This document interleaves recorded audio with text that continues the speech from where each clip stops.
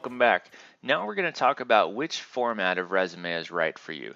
There's two. One is called functional and the other is called reverse chronological. And then there's a third that's like a hybrid of the two. The most common is reverse chronological. But bear in mind that there's no right way to do, to make a resume. There's just the right way or the best way for you and your situation and your qualifications, and then also the position that you're applying for. So let's talk about the most common one first, which is reverse chronological.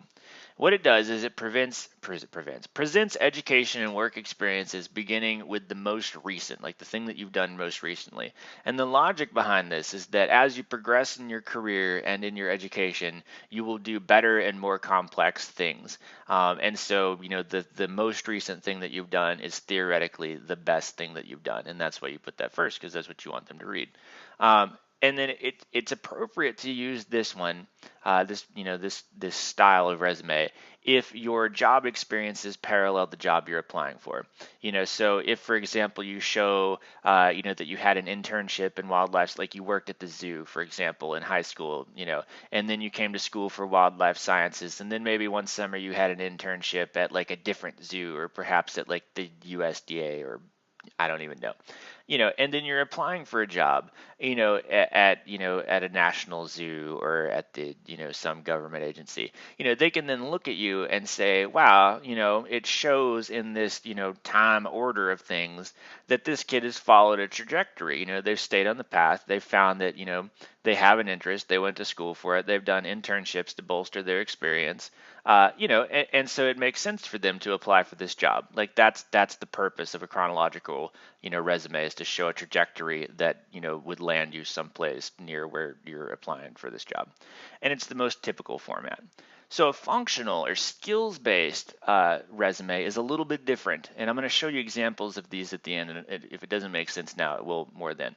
And so what a functional does is it lumps things according to skills or functions. And so rather than talking about, as in the previous style where you did a chronological and you talked about, the position that you were in or the place that you worked, this one would talk about skills, so you would list it as, for example, leadership, and then you would give examples of leadership, and then you would talk about, communication skills, and then give examples of, examples of when you were able to exhibit communication skills. The reason that you would use this one is if you were, say, switching fields, and you've worked in one your whole life, and then you want to switch over and work in a different field, and you know that the person that would be reading this in the new field wouldn't understand what you did before. So say you worked in zoos your whole life, and then all of a sudden you wanted to go work in accounting for some unknown reason. They ain't gonna know anything about zoos. But if you create your resume as such that you list it by your functions or by your skills, then just like we talked about earlier, those are things that are transferable, so that the accounting firm can say, oh, this person has leadership and communication skills. It doesn't matter to us that we got them at a zoo, but so much that they have them, okay? Again, this is not one that's really common and typically not appropriate for something, someone your age. This is typically for people that are, have a lot more work experience. All right, let's move on to talking about parts of the resume. This hopefully will be really useful to you all. So the first things first, put your contact information. You'd be surprised how many people forget to do this. Look at that, that's my contact information. Now you know where to find me. Always include your name, address, email address, and phone numbers at the top of your resume. Make sure that it's large. You can make your name big, however you want to do it. Here's a pet peeve of mine. A lot of times people, they pull out a template from Microsoft Word and they start filling it in, and it has a permanent address and a current address. Don't make it a scavenger hunt to find you. Just pick one address and stick to it. Maybe you can have your mail forwarded like a big kid. That's a thing that you can do at the post office. So what I'm saying is pick one address and stick to it, because you don't want to make them guess where to find you. Step 2. This one is optional. Very few people do it. In fact, only 5% of resumes do this, and it's called a summary of qualifications.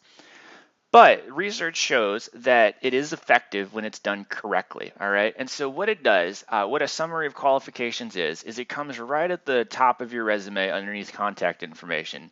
And it's 4 to 6 bulleted points that talk about something that you want to highlight. And basically what you're doing is right off the bat, you're attempting to frame your resume, and frame the reader's impression of you. And so an example of one of these 4 to 6 bulleted points would be proven track record of leadership, leading team to start an organization and be recognized by the university and recruit 300 members. That's a terrible sentence, but at least you see what it's getting at.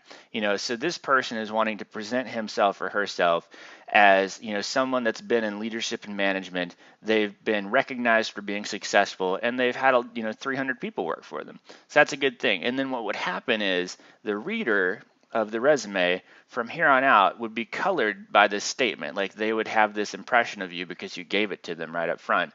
And then as they read the rest of their resume, they would look for things like, what organization did they start?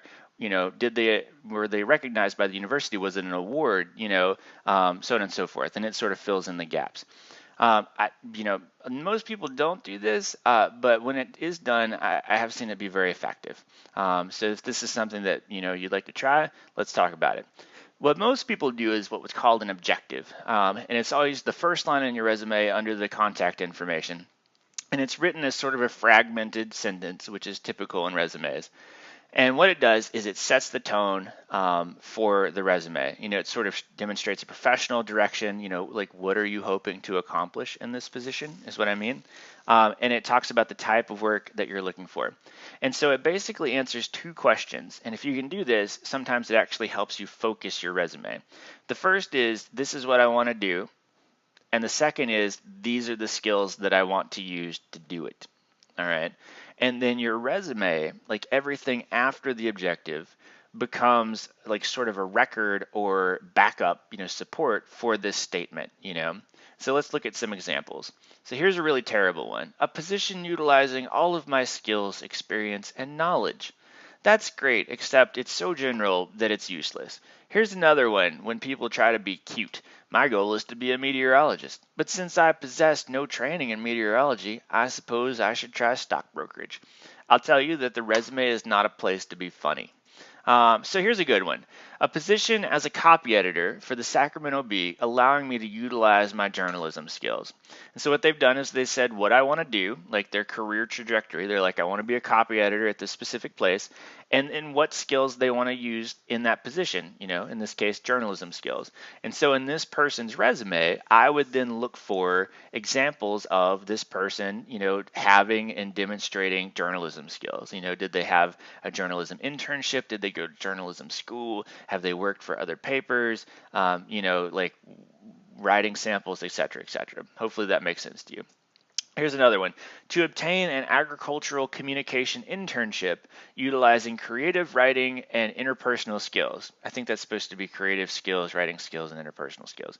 This is, it's awkwardly worded, but this is also good because it says what they want to do, like what they want to achieve, and then what skills they want to use to do it, And so in their resume, I would then look for examples of, like where were they creative? Like how good are they at writing? And then what examples of interpersonal skills can they give me?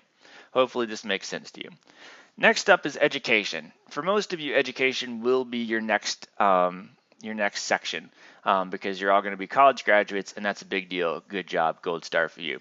So what most people list here is the degree obtained, including the specific degree, so a Bachelor of Science in Crop and Soil Science, or a Master of Science in Crop and Soil Sciences, or a Master of Science in Ag Science, whatever, give the actual degree name. Also include the university and college, so Virginia Tech College of Agriculture and Life Sciences, the full name, get it right. A lot of people don't do that, which is amazing. And you also want to include the location of your school, especially if, there's like a capital campus, or like you go to like the University of Wisconsin, which has like 8 different locations. And then finally include the date graduated or an expected graduation date. So for me, I would write expected graduation date fall 2015. Maybe for you it's May 2017, whatever it is. You would put that it's expected. All right, so here's some examples. Master of Science in Mass Communications, May 2014, the university, and then GPA. We're going to talk about GPA in a minute. Also, Bachelor of Science in Business Management, concentration in marketing. You can always put your minors, things that you specialized in, because that sets you apart. I will tell you that you can rely on your Adams Minimalist Style Guide to find the exact right way to write academic titles and degree titles. Hint, hint. All right, let's talk about GPA. GPA is not necessary, but it could be helpful. What I'm saying is that if your GPA is bad, don't put it on your resume because nobody, requires it. But if it's good, it can be a good thing to put it on there. So I would say only use it if it's greater than a 3.0. I did not have a super great GPA in college, believe it or not. I was a very bad college student. I think I had a 3.4. I don't know. Maybe this makes some of you feel bad. But the thing that I could say is that my in-major GPA was a 4.0. Like I really loved my in-major classes and I did well at them. And so what a lot of people will do is they'll put in-major GPA, like and then whatever it is, and that sometimes is good. Include academic honors, like if you've made the dean's list, if you graduated summa cum laude, magna cum laude, whatever. Also, recent graduates can also include extracurricular activities, project, academic achievements, because it shows, especially if they're relevant to the job. By the time you're like 40, you probably don't want to talk about being in block and bridle anymore. But for you guys straight out of college, that's totally appropriate to include if it's relevant to the job you're applying for. All right, relevant coursework. Again, only if it's relevant to the job you're applying for, and if you think it'll, give you a leg up. But if you've taken some classes that not many people take, electives of sort that you think would make you stand apart, great, list them. But when you list them, use the right names and use the course number. A lot of people will write down this course as like ag writing, and that's not its real name, and that makes me angry. And then worse, when the person that reads the resume goes to look it up and they look for ag writing, that's not a real name. So you need to use AEE 3624 written communication in agriculture so that they can Google it and find out what it's all about. Great. Now, let's talk about work experience. This typically follows education, but it doesn't necessarily have to. If you're an older person that, like maybe didn't get a bachelor's degree, maybe just has an AS or an AA, or maybe just finished high school but has lots of work experience, you would put your work experience first because that would be the thing that, that's your strength, that positions you best. But again, from you guys, education usually comes first, followed by work experience. The goal here is to convey to the reader past successes and promises of future success. So you want to show, a trajectory of things that you've done that get, progressively better and progressively more responsibility, more complex, like higher order sort of things. And then again, the goal is to persuade your reader that you're an ideal candidate and to meet the employer's needs as the employer states them in the position description, excuse me. This is not, and let me stress this again, work experience is not a collection of stuff that you've done that may or may not be relevant. It is a very strategically listed, array of things that present you as the best possible candidate for this position and hopefully the answer to the potential employer's prayers. So, all right. So here are some things. Include positions that are held that are relevant to the job. So this could include, paid positions, of course, but also could include volunteer positions, especially for you guys at your age. Especially could include internships and fellowships. And then finally, we talked about this earlier, emphasize your experience, accomplishments, and benefits that you've provided to past organizations and successes. Don't just list stuff that you did. So focus on skills like what you learned, like what things are transferable. So this could be, team building skills, leadership, writing skills, accounting skill, whatever they are, couch them in those terms so that people will get them and say, oh, this is something that would work, for me.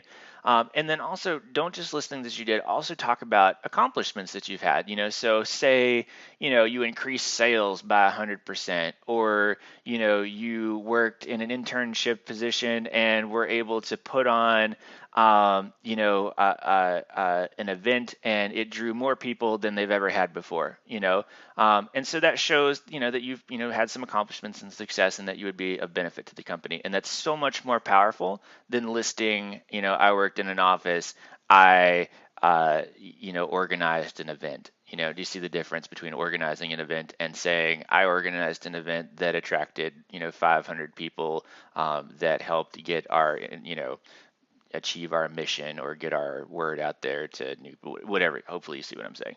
All right. So, and then the last thing, just describe the experience in the most logical way possible. There's not always the best way. Just read through it and present it as like what makes sense the most. We'll talk more about this in class. So when you're doing work experience, include the company's name, the location, the title, and then duties plus. And I said duties plus because it's just what we talked about before. You write in broken, truncated sentences to make it quick and easy for people to read. You do use periods and punctuation. I'm just saying you don't usually use the word I or a lot of articles. Formatting definitely counts, and then use action and descriptive words. So like work, this is the thing that people expect of you when you show up. So like you should probably never use the word work in your resume. Like I worked at so and so, I did these things. There's a great resource that we give you, the Auburn Reading, and in the back it has a list of like 500 action words. I don't care if you circle them and pull them, at random and then try to use them. It'll make your resume sound more action oriented and better. All right. One last thing, I'll tell you that however you organize your your information in this section, you want to be consistent, but definitely present it in the way that works best for you. Here's what I mean by that. So I always work for the University of Florida. My position necessarily wasn't very I was an extension agent, and that's cool in some circles, but most people don't know what it is. So whenever I list on my resume, I always put University of Florida first, then, my title as an extension agent, then the location. But if you had a really awesome title at a company that nobody knows about, it may be better to lead with the title. And so I was like, executive assistant to the CEO at some corporation that nobody's ever heard of. And that just puts your best foot forward. Whatever you do, be consistent. All right, here's some examples of work experience, entertainment coordinator, the dates that they did it, where they did it, and then some examples. All right, here's another one. I don't know why I just did it backwards like that. Virginia Tech Writing Center tutor. And so you can see here how this one, used the organization that they work for first because that's a bigger deal than tutor. But this one down here used education coordinator because that sounds way more important than the other one. So hopefully that makes sense. This guy also used a bulleted point, format, and then this one down here used, a more narrative, but still, again, writing in truncated sentences. Notice they didn't say I contacted and persuaded local. They just say contact and persuade local musicians to come play free weekly concerts. Blah blah blah. Great. All right, so more about work experience. Depending on the job you're applying for, it may be good to list awards. It may be good to list extracurricular activities if they're job related. If you've published things, if that's what you're going for, you may want to list those. If you've been asked to speak, if you have a willingness to travel, sometimes this is a good thing to talk about. It may set you apart from other people that don't. And then you may also offer a portfolio of writing samples, again, depending on the job you're applying for.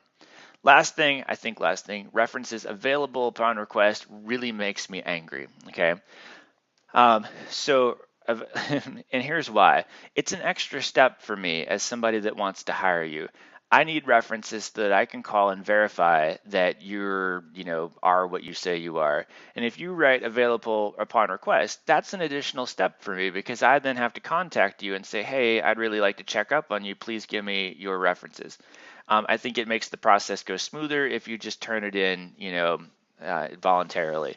So whenever you're choosing your references, choose wisely, okay? So here's, for example, is what I'm saying. Like, you want somebody that's had, enough direct experience with you that they can make an argument with, for why you should be hired. But you also want as high up as possible. And so for me at the Virginia Tech, Antonio is probably the guy that can best vouch for the stuff that I do on a day-to-day basis. Now, Antonio and I are also in the same boat. Like, he's a grad student just like me. He's not very high up the food chain. So I probably, not to pick on Antonio, but he's not the person that I would want to put down as a reference. Now, on the flip side of that, I know the dean for the college, Dean Sumner. I run into her in the hallways. Sometimes she remembers my name and says, hey, Adam. She's like the highest up person that I know at the university. But she has no idea what I do on a daily basis. So if I listed her as a reference, even if she agreed to, she wouldn't be able to, So the best person for me would probably be Dr. Anderson. He's as high as up as it goes, but also knows what I do on a daily basis, and is able to say Adam does a good job. hopefully you think so too. And then also, if you get to choose 2 or 3 different references, which you usually do, you want to try to get them in different positions, within the industry or even in different industries.